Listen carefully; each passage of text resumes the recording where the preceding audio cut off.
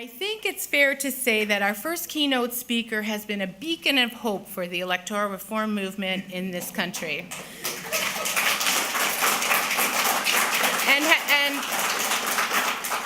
And in this public discourse, and is perhaps the most informed Canadian journalist on the subject of proportional representation. As a columnist of the National Post, not enough coffee yet, and a member of the CBC's At Issue panel, Andrew Coyne has used his pen and his voice to break through countless myths about proportional representation and has given this country an honest account of what happens when politicians work together. He's a graduate of the School of Economics, the London School of Economics, and is an award-winning journalist. And we are really, really pleased today to welcome Andrew Coyne to our stage.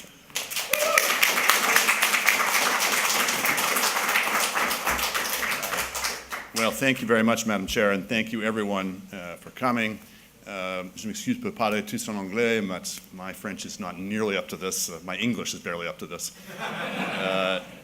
I find myself, as I do so often in my trade, talking to a room full of people who know much more about the subject I'm speaking about than I do. It's an occupational hazard as a generalist. I am, however, in the persuasion business, and I've given some thought to what kinds of arguments work, not just in this area, but in other things. So I thought I might share with you some thoughts in that regard. It might just stimulate your own thinking, of course, and dealing with the many myths and misconceptions that are out there, and indeed the level of profound ignorance that is out there. I should say it's a lot better than it was. I can remember 10 years ago, I think it was, the Ontario referendum on mixed member proportional. And the level of discourse then, especially including amongst my media colleagues, was really quite extraordinarily bad. And there is a rising level of literacy around this subject, I think, and I think it's very much to the credit of your organization and your hard work. And indeed, we meet now in propitious times. Only a few months ago, electoral reform was supposedly dead after the spectacular backflip by Justin Trudeau. I think the greatest broken promise since Zap You're Frozen. Some of the older members will remember. And I cannot overstate what a remarkable breach of trust that was. You know, we keep going through this in our country with, not just on this issue, but on a range of issues where people get elected on very specific promises. I don't mean slips of the lip or, you know, item 29 in a footnote somewhere, but central campaign promises. And then they get into office and do the exact opposite. And they do it so often, and there's such skepticism out there, that we now get into this cycle where they have to make the promise even more explicit and even more binding and even more unequivocal, and then break it again. So you could not have had a more unequivocal black letter promise than that Liberal promise on this. It was designed to make clear that they really meant it this time, and they didn't. And of course, it was all because we, the Canadian public, did not form a consensus in the absence of any leadership whatever on this.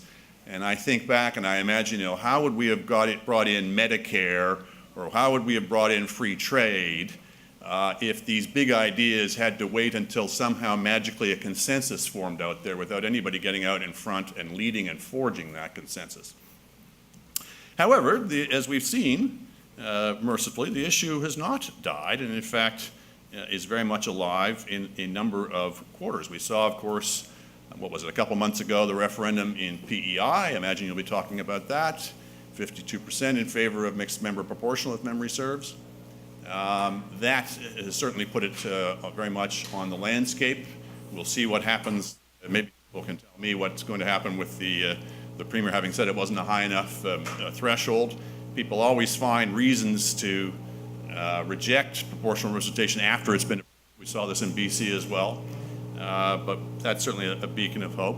We had just recently, a couple weeks ago, in London, Ontario, the first jurisdiction anywhere in Canada to move to anything other than first past the post. They've adopted a ranked ballot. Now, I know ranked ballots are not PR, And I also know there's a bit of history over this issue.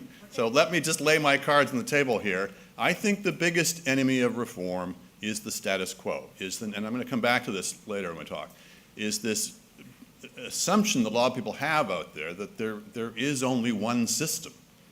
We are unique, my friend Dave Meslin tells me, we are unique in being the only first-past-the-post country that has first-past-the-post at every level of government. So people in this country are completely unaware that there are such other systems, or if they are, it's in strange, far-off places with strange ways of doing things. So just to have a system that is not first-past-the-post, in my opinion, moves the yardsticks. It opens the possibilities. It opens the idea that there are other alternatives are available to us. And of course, thirdly, we have this situation in British Columbia. Now, I don't want you to get your hopes up too high just yet, because there's a lot of innings still to play in British Columbia. I don't know, are there any British Columbians here today? Yeah. So you know that this is a complicated situation. There's this whole question of, can they elect a speaker, and if they do, then they lose their majority. Wait and don't get your hopes up just yet. It's not entirely clear whether they're going to be able to form a government. If they are, if they're going to be able to pass legislation, and if they do, then of course we get into the whole question of what is the process there. They've agreed there should be a referendum, which was a concession by the Greens. But there's a lot of questions still to be answered by that. And people who fixate on this, well, one thing we know is it has to be a referendum. I think there's a lot of other questions that then raises. Questions like, when do you have the referendum? And I think there's a very good case to be made that you could have a referendum after the fact rather than before, so that you're comparing a known with an unknown rather than a known with a known rather than supposedly this great leap into the dark. Secondly, there's the question of what do you put on the ballot? And I'm of the school that says I don't see why you have status quo versus some new proposal where the default, if it doesn't pass, is you stay with the status quo. I'm not sure the status quo gets a buy into the final, if you will. I don't see any reason why it can't be, if it's going to be on the ballot at all, why it can't be an option among others. And in fact, at the federal level, if they had gone ahead, I think you would have had a very strong case to make that it shouldn't be on the ballot at all, that Liberals had run and won a mandate. They hadn't won a mandate for any particular reform, but they had won a mandate that it shouldn't be the status quo. And of course, you get the question of what should be the voting method on the referendum. And I think if you're going to have multiple choices, it's a very strong case that it should be a ranked ballot. Well, you put all that together, it's the PEI model. I think PEI maybe overdid it a little.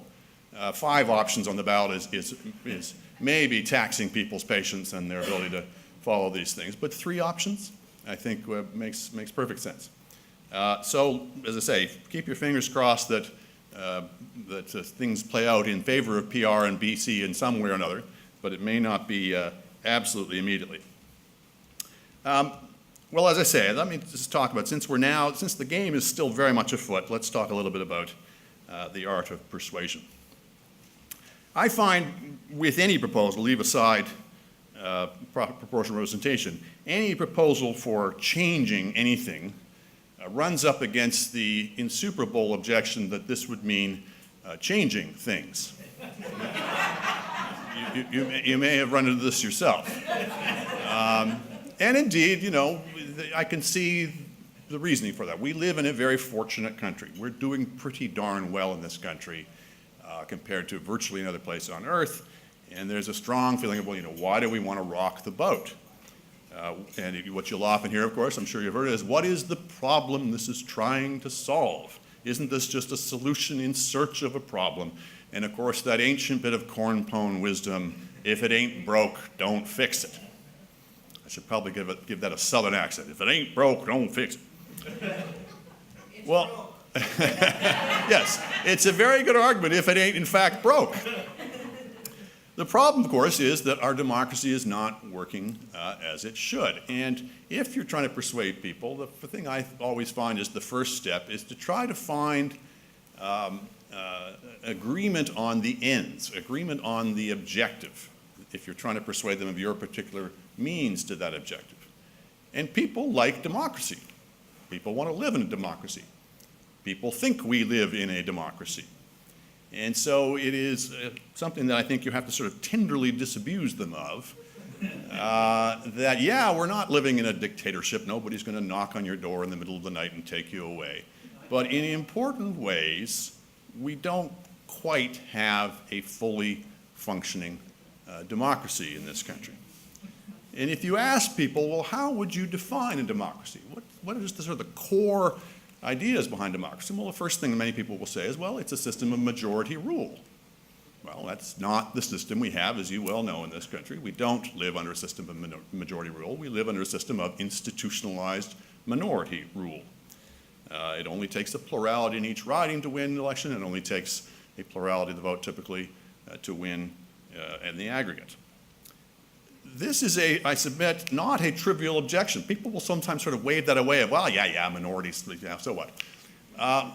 Well, we as a people have a pretty, innate sense of majority rule. And the proof of that, I submit to you, is the way we have votes in Parliament. If you tried to pass legislation in Parliament with 39% of the MPs, I submit to you there would be riots in the streets. People get it, that it has to be a majority of the MPs.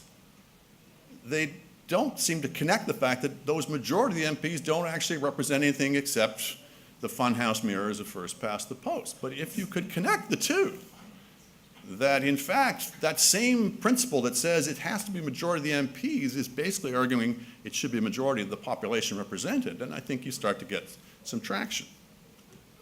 Well, secondly, you say, well, what else does democracy mean? Well, it means a system in which every vote is equal. Everybody gets a vote, and every vote counts equally. But again, as you would well know, that's not the system we have in Canada. We have a system in which some votes count for multiples of others, depending on which riding you're in and how the vote splits and which party you voted for, et cetera, et cetera. And again, I would say, do the thought experiment. Supposing we handed out not one vote to each person, but we handed out sheafs of them to some people. We gave 29 votes to you, and 2 votes to you, and 1 to you, and 13 to you. That, again, I think would cause riots in the streets. People would see the injustice of that. But again, as with the votes in Parliament, we have the form but not the substance. Everybody does, in fact, get one slip of paper. They just don't have any effective equality in their voting weight. But if you can make it clear to people what's really going on, I think it will prick their democratic consciences, if you will. Well, the third thing you say to people is, well, how do you define democracy? Well, you get to vote for the party of your choice.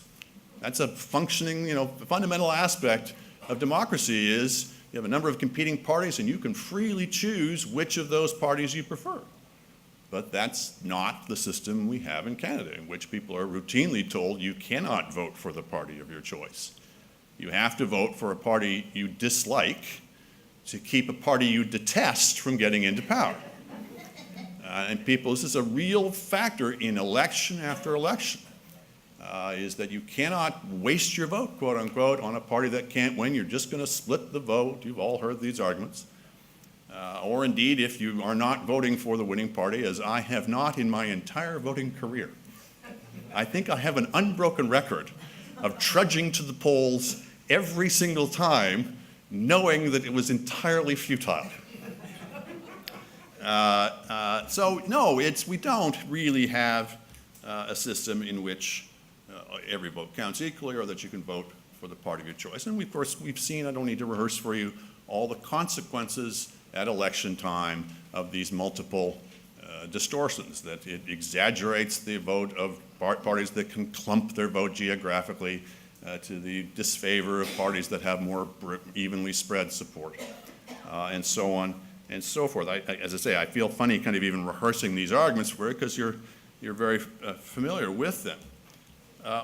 All I would say is, as important, and we can go into those if you like, but as important as all of those traditional arguments for proportional representation are, they don't ultimately do it. They're not enough. I can get people part of the way with these arguments about the equality of the vote, about getting rid of strategic voting, et cetera, but it doesn't do it in the end. And I think One reason is, I'll give sort of several things I think need to be added to that, but one reason is people fundamentally don't care as much about what happens on election day as what happens every day in between. It's how they're going to be governed that really gets people's attention. They can kind of listen to you about the ridiculousness of what happens in the elections, but it's really what happens afterwards that I think for many people they can connect to. And so I think there has to be more emphasis placed upon the incentive structure, if you will, of this kind of voting system. You know, the voting system in any election, in any democracy, is the way we keep score. It's the system of rewards and penalties for different types of behavior. And the parties are acutely conscious of this, not just on election day, but every day in between. So the particular incentive structure that first past the post, winner-take-all voting, has for them is very important to consider. It's a highly leveraged system, is one way to put it. When only a 2% swing in the popular vote can lead to 60, 70, 80 seat swings in your representation in Parliament, that's a highly leveraged system. Well, one consequence we've seen, and is well documented in the literature, of course, is the phenomenon of policy lurch, that small changes in the popular vote lead to these wild, absurd swings in the policies that are enacted because parties get in and get out, not on the basis of major shifts in public opinion in one direction or another, but just because of the accidents of the split votes. If you live in Ontario, you're acutely aware of this. In the space of 5 years, in the early 1990s, as one example, we went from the David Peterson Liberals to the Bob Rae New Democrats to the Mike Harris Tories in the space of 5 years. It was a bit of whiplash. That is something that I think gets people's attention does that make a whole lot of sense to be making these enormous changes in policy? Revolutions brought in, revolutions erased in the space of a few years just because of a few changes in the vote. That leverage, that winner-take-all aspect of it, also does strange things to politicians' brains, I think. You'd be strange, too, if you were living on that kind of knife edge all the time. And I think part of the reason we see these long periods of stasis in our politics where nobody takes any chances, nobody goes out on a limb, everybody hugs the middle, and then at election time you get this sudden explosion of gewgaws and wedge issues, et cetera. I think that has something to do with it, that everyone's very concerned that if I take too much of a risk, I lose that 2% of the vote, I'm going to experience a major drop in my parliamentary representation. On the other hand, if I bet right, get just the right wedge issue, I can win it all. So it encourages a kind of a strange kind of sometimes risk-averse, sometimes reckless risk-taking type of politics. It also, of course, encourages this very nasty, negative, personal attack type of politics because it's all about mobilizing the base. If you get 40% hardcore and the others split the vote, then you're in like Flynn. Well, that has its own, as I say, its own incentive effects, its own perverse dynamics. And of course, one of the things we're really seeing in recent times in Canada is even the vaunted stability of first past the post. A lot of people say, well, say what you will. Yeah, I get that it has all these problems, but it delivers stable majorities. It's not doing that anymore. We had 9 of the last 20 federal elections have been minority parliaments. First past the post delivers stable majorities in two-party systems. We haven't had two-party politics at the federal level since 1921.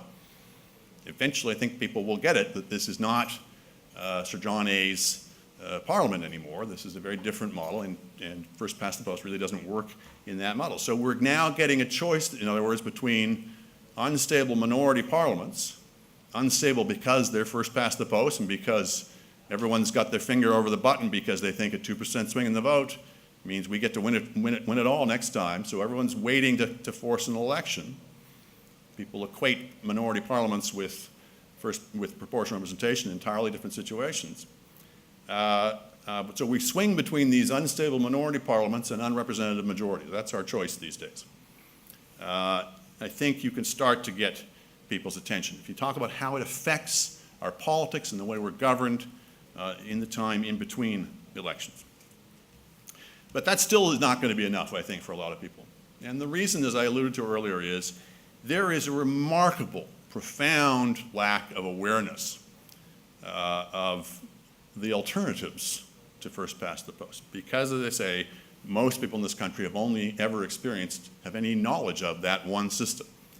They're barely aware that other systems exist, and if they are, they have these very stereotypes and caricatured ideas of how they actually work. And what I found in particular are the kind of unspoken assumptions that a lot of people that you talk to have is, and it sounds absurd to say it, but I really do think it's at the core of a lot of the way sometimes the arguments go in circles, where you feel like you're talking past each other. One is a strong unspoken or unexamined belief that proportional representation means no local representation, that you get rid of ridings or something like that, or just that there's some kind of fundamental incompatibility between the two ideas of proportional representation and local representation. And the second, somewhat connected idea is that the only way to achieve local representation is by single-member plurality riding systems, i.e. the system we have now. They assume, in other words, what they seek to prove. And a lot of the arguments that you'll hear, or the lines that you'll hear, a lot of the exasperated sighing and the eye-rolling, and there's a couple of Ottawa pundits I have in mind that you may be familiar with, who will say things that, when you raise certain objections to it, but that's not how our system works. Or they'll say, there's not supposed to be a relationship between the popular vote and the number of seats you get. It doesn't work that way. We have 338 separate ridings, in case you weren't aware. This is just the complaint of sore losers. Well, if you unbundle those exasperated, eye-rolling arguments, for want of a better word, what's at core with that is this idea that the system we have is the only system there is. Now, I grant you, if that were the case, if the only system that were possible to have was single-member plurality, then it would be a silly objection to say that second and third place candidates weren't elected or that their votes weren't counted. That would absolutely be the complaint of sore losers.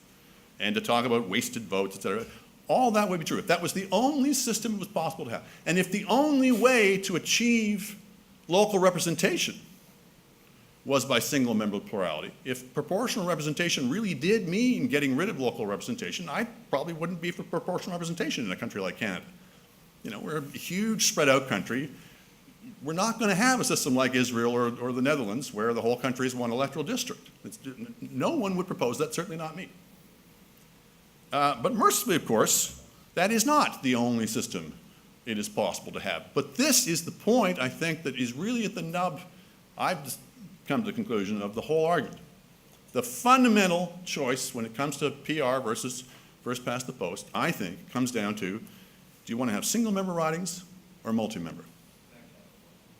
Every system, as you're aware, every system of proportional representation in some way, shape, or another has to have multi-member districts, whether it's through multi-member proportional, whether through STV or these various other models, because that's how you get the proportionality. Now, that's a radical idea for a lot of people. It was even for me. It seems a bit strange to think about multi-member ridings until you think about it for a while, and then it doesn't seem so strange. And I found that people's resistance to it has gone down over time. It doesn't sound quite so wacky and out there as it might have in the past.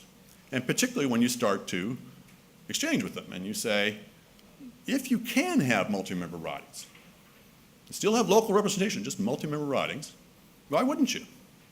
If you don't have to give all the representation in a riding to one person or one party, if you can share it out and by that, so doing, have a more representative sampling of the population in that riding, why wouldn't you? And there's small arguments people make about, well, who do I go to if I've got a complaint? And you can deal with those arguments about how that would change in a functional way. I don't think they're insuperable arguments at all. But that fundamentally is the change. And why I think it's important to emphasize that, and this is maybe the biggest point I want to leave you with, is I think the case for proportionality has to be built from the ground up, from the riding level up. If you just talk about oh, look, the Greens got 10% of the vote and they only got 1 seat. At the aggregate level, I think a lot of people's eyes glaze over. And I think you're vulnerable to the "that's not how our system works" type of complaint. It sounds sort of like there's some kind of statistical jiggery pokery that's going to go on where somebody in a back room somewhere is going to reapportion these things, and people don't like the sound of that. But if you talk about, let's talk about proportionality at the riding level. Right? Let's say you've got 5-member ridings, roughly speaking. I know this isn't exactly accurate, but roughly speaking, if you get 20% of the vote, you get 1 of the 5, and if you get 40% of the vote, you get 2 of the 5. People get that, I think, because it's at the riding level. And then you just simply say, well, proportionality in the whole is simply the aggregate of the proportionality of the parts. Then I think people go, okay, I get that. You didn't meet somewhere and reassign the votes and do something I don't trust.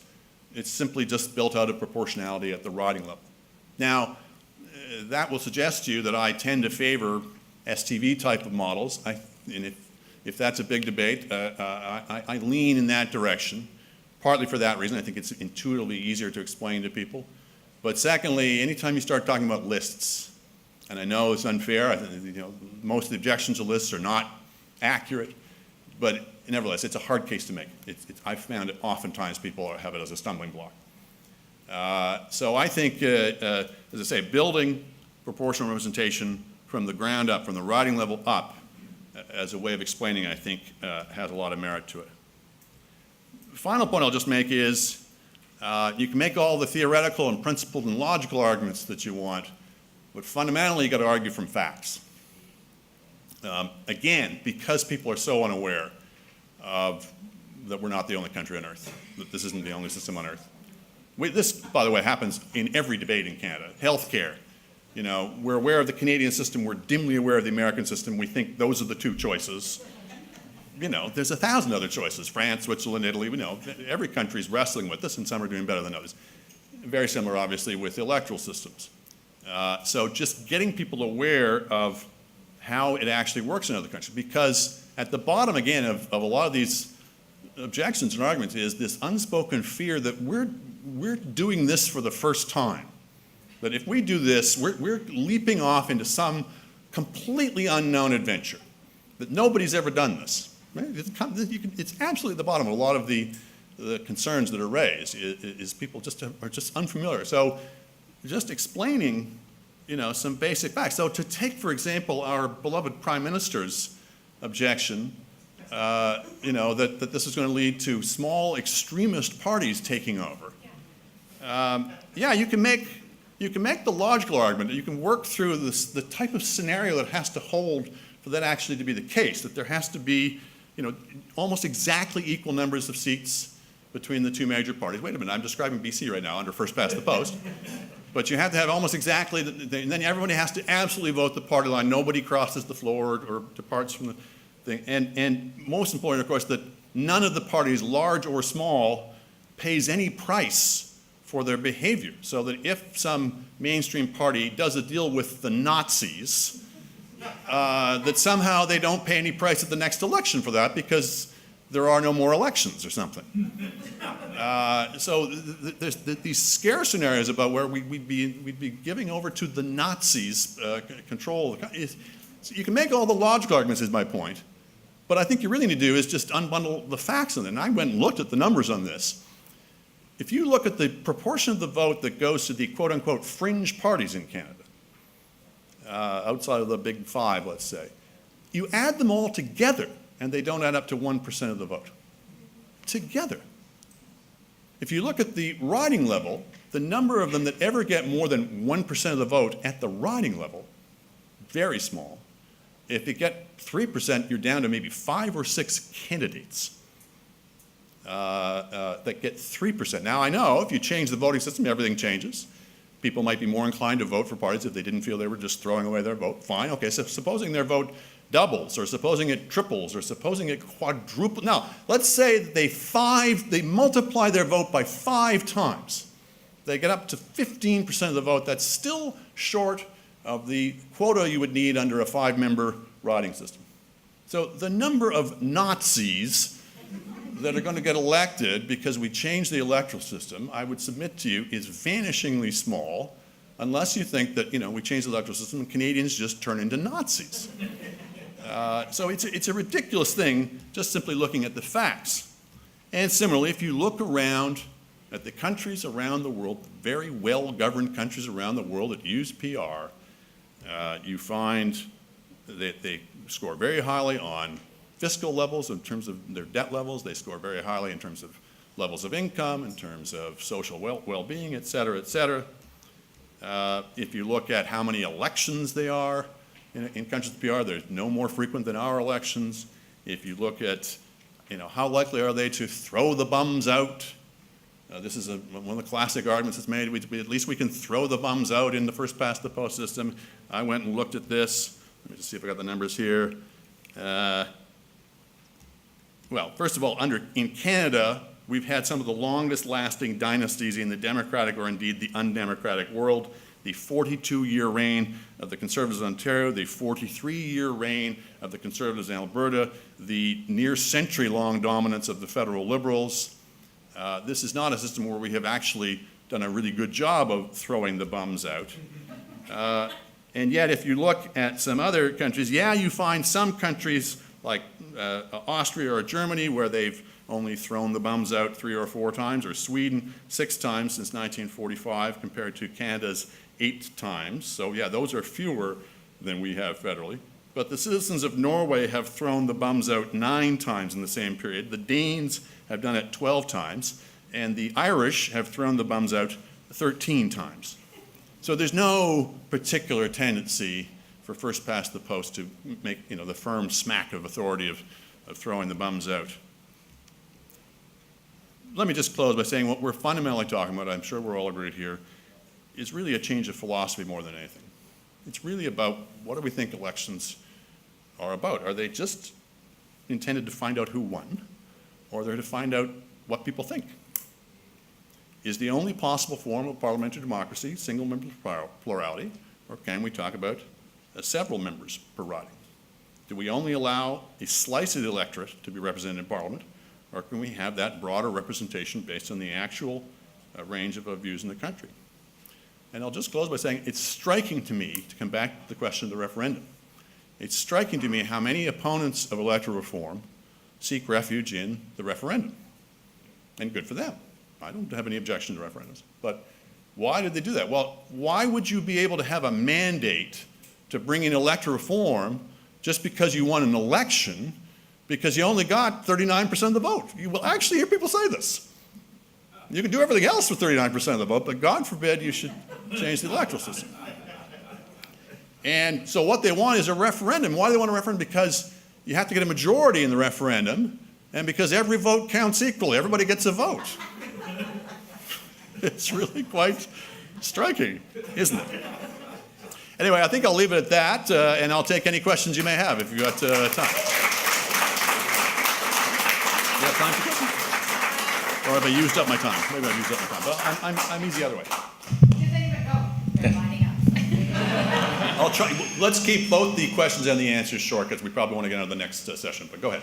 Okay, first of all, I'd like to say that I loved your presentation. Thank you. It's fabulous. And I was won over well before I came into here. So what I'm really looking for is an answer that I can give to the people who raise objections to me about PR.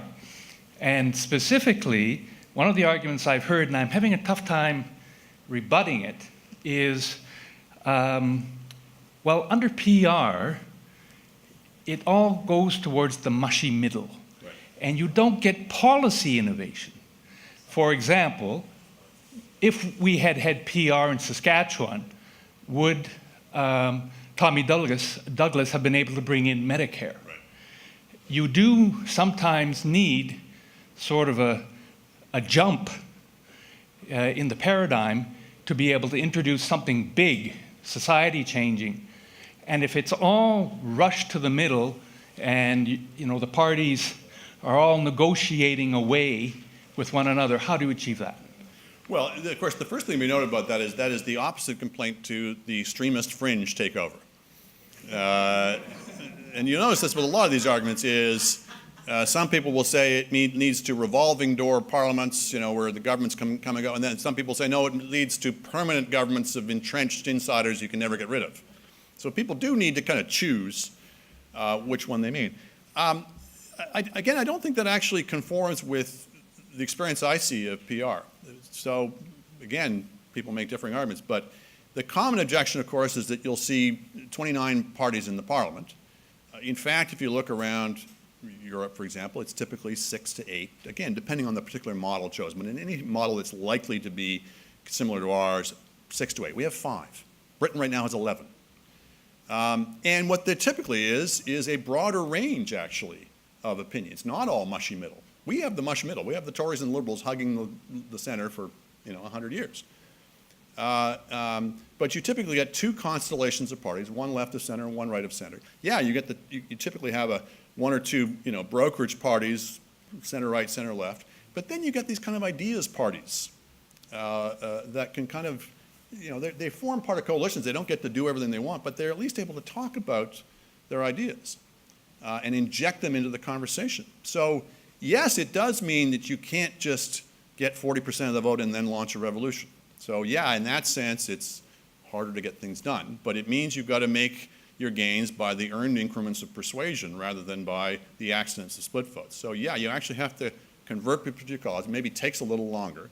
I don't accept that it means you can't make changes. You look around these countries, they're making big changes depending on the situation, but you have to actually assemble a real majority rather than a fake one.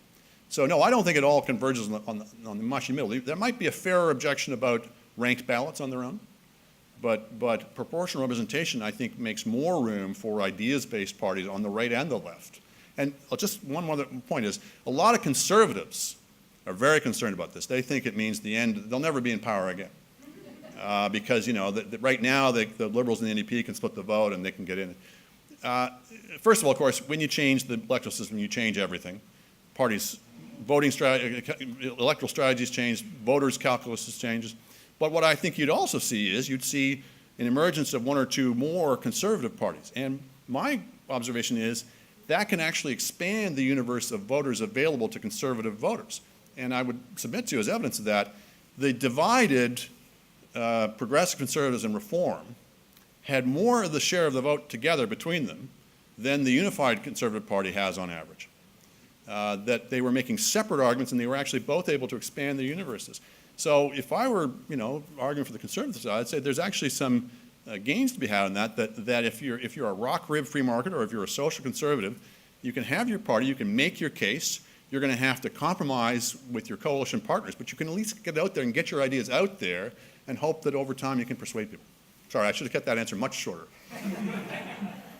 All right, my name is Rayal Lavering. I'm from the Ottawa chapter. I want to thank you, Andrew, for this presentation. I think it's one of the most significant presentations we've ever had. Oh, thank you. And we're going to study it very, very carefully because our messaging is important. And you've really raised a number of really useful issues. One of them, I've only been with Fair Vote since 2014, so not very long. And one of the lessons I learned is one of the ones that you spoke of today, which is starting at the riding level to explain to people how it works. And also, I used to start with the MMP system as a way of explaining things, and I found it too complicated, and I have found myself as well that explaining to people using STV is way, way easier. They make the transition really fast, and I do it with the pizza analogy. Do you want to go to a party and just have pepperoni? Or do you want to have the option of vegetarian? Do you want to have the option that if you vote vegetarian at the pizza party, you'll actually get a piece of vegetarian? And that's it. That takes what? 6 seconds, and they get it. Right? So I think that's really important, and that's one we have to take on board. Thanks. Thank you. Thank you very much. Hi, my name's Ted Craig. I'm also in the Ottawa Gatineau chapter. We work a lot, of course, at the grassroots level here at Fair Vote and Lead Now and other organizations, but we really target, I think, a lot of that local effort and outreach and educating people and so on. Now, your advocacy has been so welcome and so admirable on this issue, and of course, we really appreciate it. I find it so frustrating that it seems every time we make some effort and we're rallying people and we're making some progress, and then there are so many pundits in the media, in the popular news, who push back, and it's such a strong pushback. And how do we respond to that? How can we overcome their platform, which in my opinion they abuse, but they have such dominance over whatever their vested interest in, and I know you can't speak for your colleagues, but whatever it is that they want to advocate for the status quo or they're not interested, et cetera. But how do we push back against that? Well, I mean, I think you keep doing what you're doing. I mean, I look at the glass being half full, perhaps, that, you know, this is a very radical idea to a lot of people, and it takes time, and it takes patience, and I applaud your organization for being patient. I wish people in politics were more patient. All too often in politics, of course, is, you know, if your policy doesn't sell in one election, then you throw it out and you've got a whole bunch of others. And again, where would we be, where would we ever have had Medicare or free trade if people just, you know, never came back to ideas because they'd lost on them the first time? But as I said earlier, you know, I actually think the level of discourse and the level of education is rising. I think it's much better than it was. I fully accept your criticism. A lot of my media colleagues are kind of, I don't think there's vested interest. I think they're just lazy. I mean, I'm lazy, you know, we're all lazy. But if you, I think it's one of those issues also where people think they know more than they do. They read somewhere something about Israel, and now they know all they need to know about proportional representation. So a little learning is a dangerous thing, and that's one of the things you have to get over is people don't know what they don't know. But patient persuasion, I actually think, you know, call me an idealist, but I actually think it works over time. You just have to keep at it.